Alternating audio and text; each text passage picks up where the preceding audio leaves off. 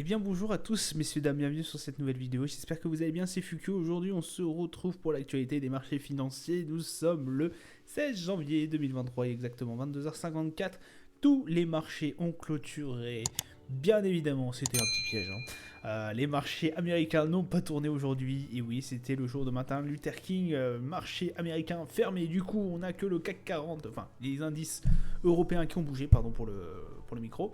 Le CAC 40 qui a bougé de plus 0,28%, 7043 points, ça n'arrête pas de monter. Eurostox plus 0,26, le DAX plus 0,31, le FTSE 100 plus 0,20.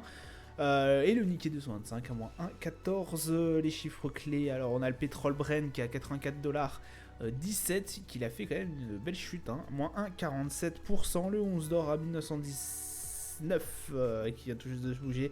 Le 11 d'or, Euro-USD 1,082, le Bitcoin qui a pété la barre des 21 000. On est passé au-dessus de la barre des 21 000, 133 dollars. Palmarès du SRD, Avenir Télécom plus 34,72%, Ventiva plus 16,53%, CGG plus 10,11%.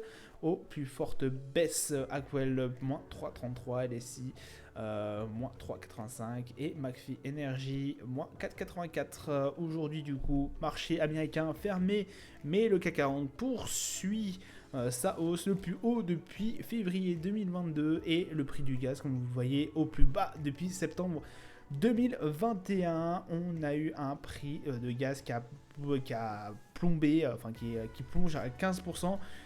Aujourd'hui, donc c'est énorme, et le CAC 40 qui est en très haute forme, enfin en très haute performance, en très haut au niveau des points. De toute façon, 7043, je vais vous reparler un peu de tout ça, de ces indices qui surperforment surtout au niveau européen. Ces indices que, comme je l'ai dit auparavant, voilà, me paraissent trop surperformés en fait.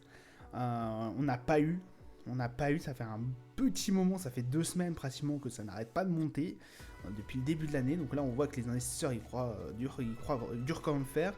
Mais attention, messieurs dames, ça peut à tout moment, et je dis bien à tout moment, repartir en baisse pour retracer. D'accord? Donc méfiance, soyons plutôt dans l'attente. Oui, l'inflation a été très bonne au niveau des US. Voilà, on est à moins de 7%, on est à 6,5 je crois de tête. Oui, l'inflation est bonne aussi au niveau européen. D'accord. Oui, il y a eu des bonnes choses, des indicateurs qui ont été assez bons. Des annonces qui ont été assez bonnes, d'accord. Mais maintenant, ce qui va commencer à hanter un peu l'esprit de nos chers investisseurs, ça va être les résultats des entreprises au quatrième trimestre. Mais aussi, et là je vais parler d'un mot que certains ont conscience, encore conscience, c'est la récession. La récession qui nous guette. Parce que là, même si on arrive à clouer, entre parenthèses, hein, je dis bien entre grosses parenthèses même, à clouer l'inflation, il ne faut pas oublier qu'il y a une récession qui est juste derrière le mur. Là, si vous voulez, un pas de trop et on se fait attaquer. D'accord ? Donc là, pour l'instant, les US, ils sont fortement en train de juguler l'inflation. Quoique, on a quand même une inflation, alors oui, certes moins fort que ce qu'on a eu au pic, mais on a quand même une inflation qui est 3 fois plus forte que normalement. C'est-à-dire qu'on est à 2,5, 2% et quelques normalement. Là, on est à 6 et quelques pourcents. Donc après, il y en a certains qui vont me dire, oui, mais tu comprends, aux États-Unis, ils ont toujours eu une plus forte inflation que nous. D'accord, mais pas autant, quoi.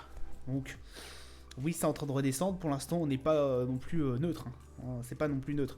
Sachant qu'en plus, cette inflation a été en très grande partie due à la baisse de l'énergie. Quand on voit un pétrole à 84,12$, messieurs dames, 84,12$, il n'y a rien qui peut nous faire penser qu'au bout d'un moment, il ne va pas remonter d'un seul coup. Voilà, 84 $, c'est très faible par rapport à ce qu'on a eu auparavant. Je vous rappelle qu'on a eu du Brent qui est monté jusqu'à 100, 110 $. Hein, et c'était il y a 6 mois. Donc, vigilance, le pétrole peut remonter à tout moment, même si pour l'instant, ça se voit sur les graphiques, c'est en train de chuter encore. Marchons à tatillon. Hein, voilà, on marche à tatillon, voilà. Marchons d'une façon légère. Hein. Commençons pas à faire la fête tout de suite. Hein. Voilà, tranquille. Voilà, on va attendre un peu que les indices, que même les indicateurs nous montrent un horizon plus large, un meilleur horizon. Puis on va commencer peut-être à se positionner. Voilà. Bon. Du côté de la Chine, ah oui, parce que si je vous fais le débrief, en fait, on va y passer 5 heures. Hein, parce que si je vous parle encore de la Chine, de ce qui se passe au niveau chinois, parce que la Chine, voilà, on va parler un peu de la Chine. La Chine ne marche toujours pas à 100%. La Chine, là, ils sont pompés up parce que c'est le nouvel an chinois, machin, on sort les dragons, patati patata. Je vous rappelle que dans 2 semaines, fin du nouvel an chinois, là, je sais pas trop dans combien de temps. Attention, là le Covid, toc toc toc, coucou, c'est moi, c'est le Covid. Bon, je contamine combien de personnes là? Combien de milliers de personnes? Combien de milliards de personnes j'ai envie de contaminer là? Et puis là, si les contaminations repartent en hausse, hop, on ferme le rideau. Hein. Chine, au revoir. Hein. Xi Jinping, là les indicateurs ils vont pas être bons. Hein. Et puis là, on va pas avoir le choix. Hein, parce que Xi Jinping, attention. Hein. Là, ça va plus trop rigoler. Hein. Là, les zéro Covid, à mon avis, ça va être remis en application. Hein. Alors après, là, on sait que les indicateurs chinois, en tout cas économiques, ne sont pas très bons. Hein. De toute façon, on va les voir. C'est pas très bon, que pour l'instant, au bout d'un moment, je crois que c'est Tesla et Apple ont voulu montrer leurs gros bras, leur disant attendez, là votre politique zéro Covid, au bout d'un moment ça commence à nous gonfler, on va peut-être commencer à délocaliser chez les Indiens. Bon, on va voir ce que ça va se passer, mais ouais, attention, hein. Attention, la Chine aussi qui n'est pas à 100% de ses capacités pour l'instant, hein. Toujours pas. Donc c'est-à-dire que là on fait les rigolos avec un pétrole à 84 $, quand la Chine va remonter d'un seul coup, on va voir si le pétrole il va se balader en dessous des 70 $, hein. même des 80. Donc attention. BOJ qui va parler mercredi. Attention ça aussi, à regarder de près. Décision de la BOJ, forcément très attendue. La BOJ, je vous fais un petit cours là-dessus, banque japonaise, bien évidemment, qui est contre la relevée des taux. Je crois grossièrement c'est ça. Qui n'a jamais... Je sais plus depuis combien de temps... je ne sais plus depuis combien de temps ils n'ont pas relevé les taux. C'est un truc incroyable, hein, vous aussi. Voilà. Donc... Attention. L'Empire japonais, là, la Banque centrale, elle se prépare à annoncer sa décision monétaire mercredi. Donc... Attention. On va se pointer du calendrier d'annonce économique. On n'a pas eu grand chose forcément parce que les marchés étaient fermés au niveau des Américains. Donc pas non plus énormément de choses. En plus on était lundi. On aura juste à 23 minutes 30 environ l'Australie qui parlera sur les indices de confiance des consommateurs. Production à la taux de croissance du PIB, la Chine. Et regardez, hein, là on prend des claques. Hein. Prévision 0,2%. Valeur précédente 2,2. Voilà. Taux de croissance du PIB. On a eu une croissance de PIB sur la valeur précédente de 3,9. On n'a plus qu'1,8. Hein. Voilà, hein, ça commence à piquer. Hein. Au niveau, à 8 heures, au niveau du GBP, taux de chômage, changement de demandeurs d'emploi, donc ça c'est tout ce qui touche l'emploi. Donc ça aussi à regarder de très très près. 3,7 on attend au taux de chômage au niveau du GBP. Hein. 3,7. Méfiance au niveau du GBP parce que là... ouais, c'est compliqué. Hein. La Grande-Bretagne, attention. Hein. Indice de consommateur de sentiment économique ZU. Donc là, voilà, on est en net recul, pardon. L'Allemagne qui vraiment, moi je me suis étonné, c'est vraiment très très bien démerdé dans cette configuration, dans cette crise. Enfin, même si elle n'est pas finie encore, dans cette crise, ouais, même moi, si vous voulez. à dire que même moi, c'est comme si je pouvais prévoir l'avenir, mais non. Mais je me suis vraiment, ça m'a étonné et j'ai eu tout faux là-dessus. C'est effectivement l'Allemagne. L'Allemagne, son industrie, elle est folle. Elle est énorme, son industrie. Son industrie, elle est capable de nous pondre des Volkswagen à dire l'arigot en utilisant zéro pétrole, enfin en utilisant très peu de matière, très peu d'énergie. Parce que là, ils étaient enfin, c'était extrêmement compliqué au niveau de l'Allemagne. Voilà, ils étaient très dépendants du pétrole russe, du gaz russe. Au bout d'un moment, voilà. Pour moi, j'aurais bien vu l'Allemagne bien sombrer là, hein. Ils étaient très très compliqués et leur industrie a tenu le choc, est en train de tenir le choc. Incroyable, incroyable. Donc voilà, attention, l'Allemagne, ouais, je vois bien un indice you, en tout cas, ces valeurs là, hein. Et le taux d'inflation, 14h30 au niveau du Canada. Donc ce sera tout pour demain. Au niveau des marchés, bon, du coup, on va aller choper le CAC 40, hein, parce qu'il a tourné. Sur une journée complète, on est à 7035. Baisse. On est en baisse, du coup. Pas grand chose à dire.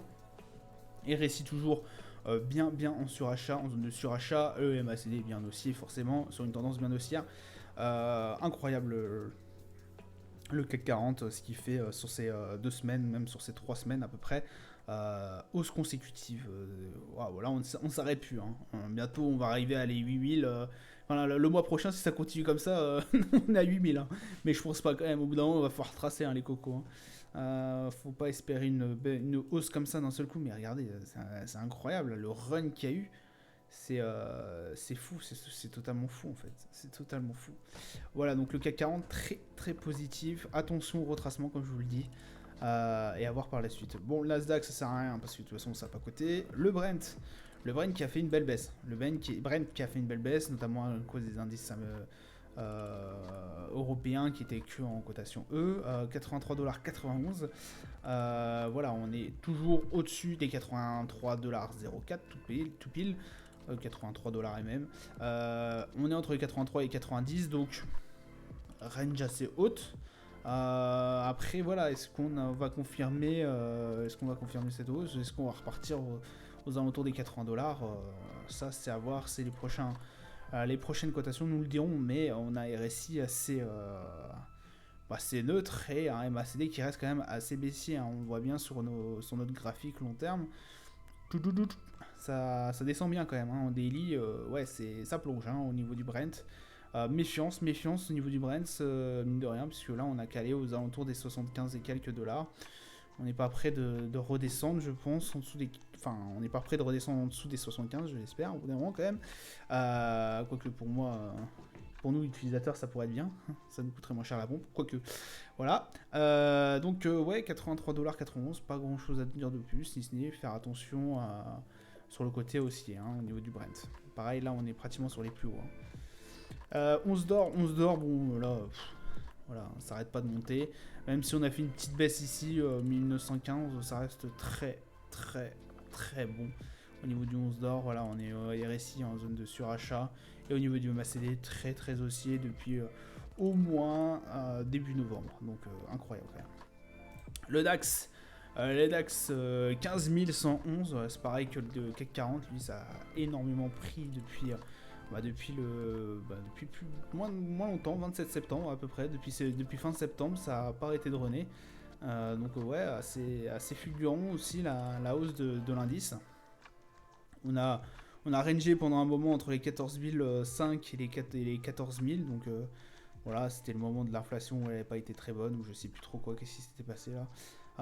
Et puis ça a pas mal bougé, et puis après voilà, on est reparti en hausse, et puis depuis le début d'année, ça n'arrête pas de monter. Donc voilà, très bon pour le DAX. S&P et Dow Jones, bah voilà, rien à dire de plus. Ils n'ont pas coté aujourd'hui. Voilà, ça sera tout pour moi pour aujourd'hui. Je vous souhaite une agréable journée, une bonne soirée. N'hésitez pas à vous abonner, à liker, commenter et posez-moi des questions si vous avez des questions. J'essaierai d'y répondre de ma petite expérience de marché. Et puis voilà, je vous souhaite une bonne soirée. Je vous dis à plus tard. Ciao, ciao.